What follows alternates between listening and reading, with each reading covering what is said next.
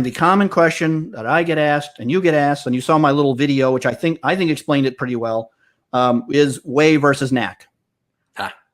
The classic question that I get all the time, of course, and I will let you explain why whey should be superior as a glutathione precursor than NAC. Of course, both have their places, I think, as you said, and NAC is an effective clinical drug in the right places. But explain to people the difference between whey and NAC, or at least why one should be. They're not equal, I guess, is my point being.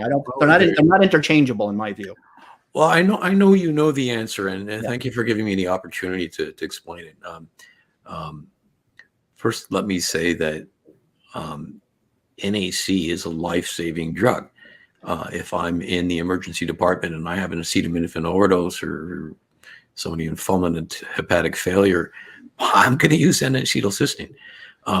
Now, the doses that I use in an emergency situation are monstrously higher than the doses that you're going to find in a health food store. Right. And I know that I'm going to make the patient really sick with the N-acetylcysteine, but I'd rather have a sick patient than a dead patient. Okay, so it's a very, very useful drug, and let's call it a drug. It's not a natural product. Mm-hmm. The big difference is that one is a drug, and it does a specific thing. N-acetylcysteine will raise your glutathione levels. A whey protein isolate like Immunocal, it's not a drug. It's food. It will supply, first of all, every single essential amino acid that you need. It will supply glutathione precursors that are shielded from destruction. So what you're eating will actually turn into glutathione. And there are dozens, if not hundreds, of other biologically active components that you will find in whey that you mentioned even at the beginning of the show that do remarkable things. Yeah. A lot of them we don't even know about. Well, lactoferrin, of course, is one that we do know. But as you said, there's still plenty of peptides that have yet to even be examined, if not discovered. I'm going to even make the leap that we know all the peptides in there. But even if we did, no way. Yeah. Peptides, things that lower your blood pressure and on and on and on.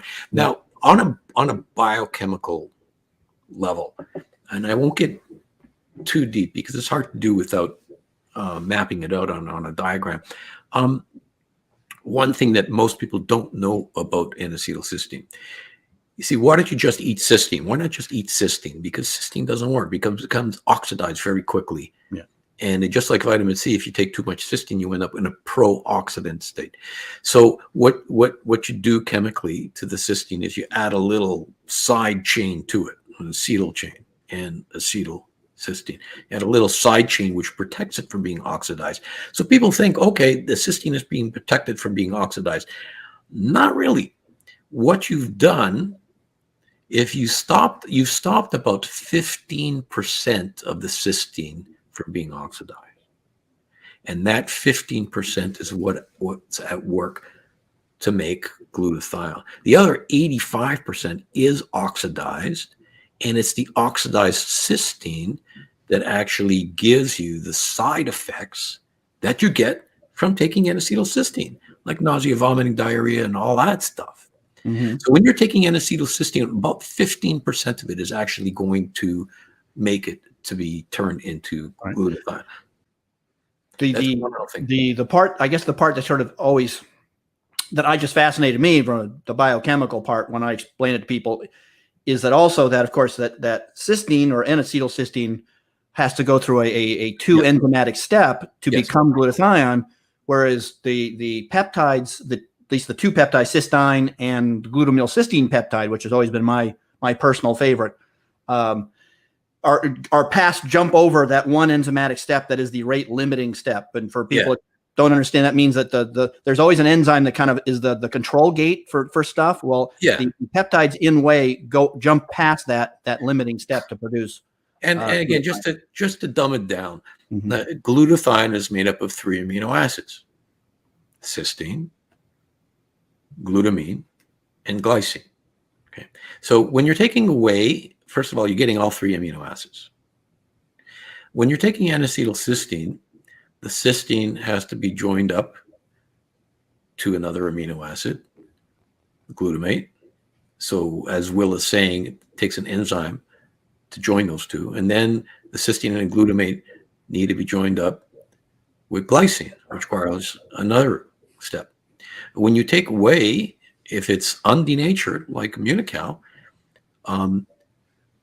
you are getting cysteine, but you're also getting cysteine, which is 2 cysteines linked together, and you're also getting gamma-glutamyl-cysteine. So you've done away with one of the steps. It's at least, well, probably more, but at least half as easy for that cysteine to be turned into glutathione. Not only is it at least half as easy, you also, if you're taking N-acetylcysteine, you have to make sure that you have an ample supply of the other 2 amino acids, which Right, whey well, there will you go, give right. you. That's another rate limiting. That would be another at least synthesis limiting issue. Yeah. Okay. Yeah. So, So somebody like a cancer patient or an AIDS patient who can be in a starvation state, right. they ain't getting that cysteine and glycine, that glutamate and glycine that easy. Well, they're not getting from the insure they feed them. That's for sure.